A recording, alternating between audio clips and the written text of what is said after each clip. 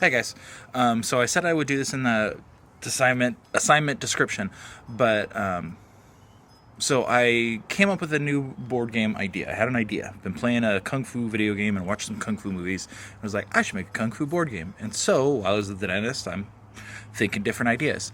And I wanted to use two of the big four. I talked about the big four easiest ones to set up, and I decided to go with action points and worker placement. So I set up two different versions using that theme of a kung fu school, and I drew some sketches and I'll kind of walk you through them, and you hopefully will see that, hey, even though I have some cool ideas, if I do say so myself, it's very bare bones. That's all it has to be. So I'm going to pause and then we're going to switch over to the picture. Didn't pause. Okay, so you can see my masterful artwork here. I got two different sketches. I have one that was my worker placement idea and one that was my action selection idea. You can see it's nothing crazy. There's still lots of room for me to flesh things out. It gives me a way of like highlighting how I want things to work. So for my worker placement idea, what I was thinking is that each person would have a like kung fu master that they're using and different students, and they're trying to basically compete to have the best kung fu school.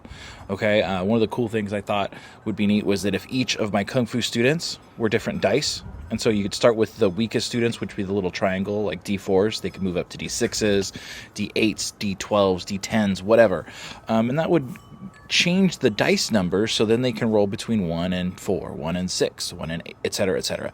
Oh, and your master would be a D20, because they're better than everyone else, right? But then so you've got your worker placement, and so you can go to different places where you can train your workers. You can like say maybe you want to train your workers to make them stronger or better fighters or whatever. And what that would be moving your dice up a level. So it would move from a D4 to a D6, etc. Or you go to another place that what I was thinking is you could make it so that they're more consistent. That's what this consistency track is. And so that would make it so that you have a minimum. Like you can never roll below a 2 or a 3. So like these D4s would then become, instead of 1 to 4, they'd become 2 to 4 or 3 to 4, and you just treat anything below that number as that number, and that would work for all of them, which would again alter the numbers of it. And then you've got like different things, like you go to another board where I would put like different rivals that you would go fight, quests that could be like off looking for mystic artifacts or whatever. One of the spaces could be to recruit new students, right? And there's that one. Like I said, it's pretty simple. I've got little spots here because I was thinking you could have upgrades.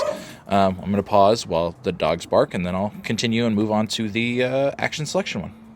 Okay, so here I have my action selection one.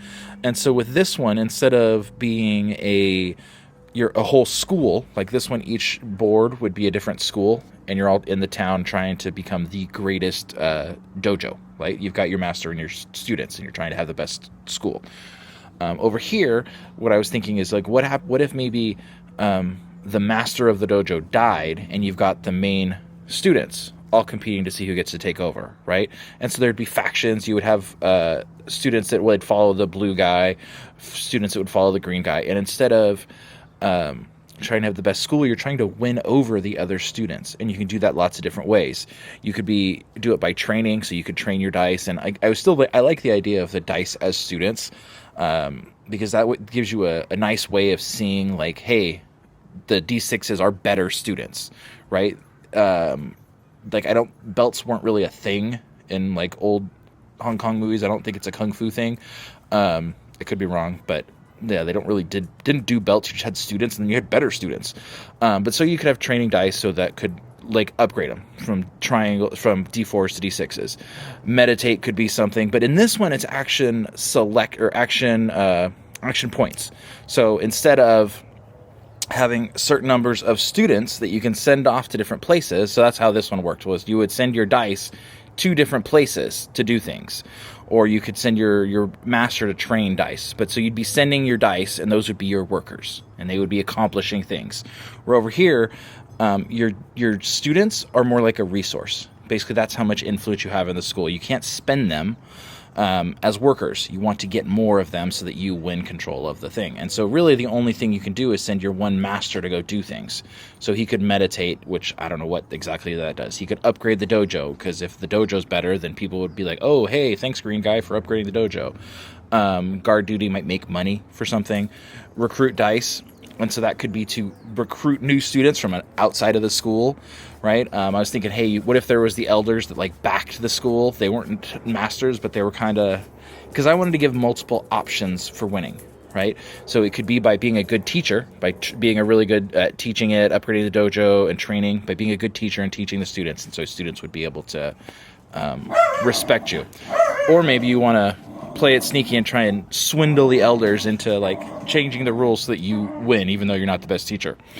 Or maybe you want to go out into the town and fight other rivals and learn a lot of prestige. And so you could win over the dojo by being the best fighter, but not the best teacher. And so that was the idea.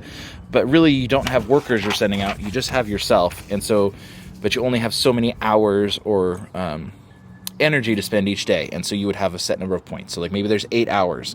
Meditating takes an hour. Guard duty takes like 6 hours. You get money. Training dice takes 2 hours and you're upgrading dice. Whatever. I don't know. Like I said, that's not part of this.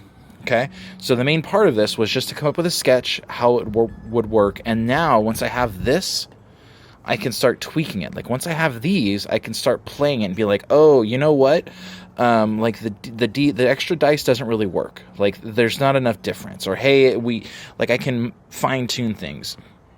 But as you can see, like I have two very different ideas that are both based off different things. So this one is more action selection. I only have my one guy, which is me, who is doing different things in the dojo that I have a certain amount of time to do. Okay.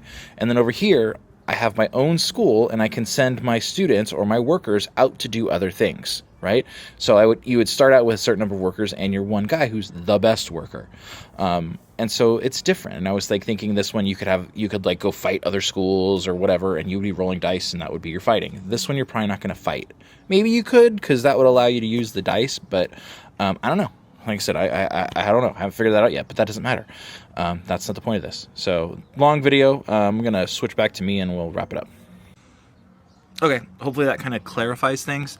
But as you can see, like those are just two ideas. I didn't spend a lot of time on them. Again, I took ideas from other games I've used and from things I did, but the main thing to notice is I watch a lot of Kung Fu movies. That is something I have a lot of experience with, so I'm comfortable with the theme.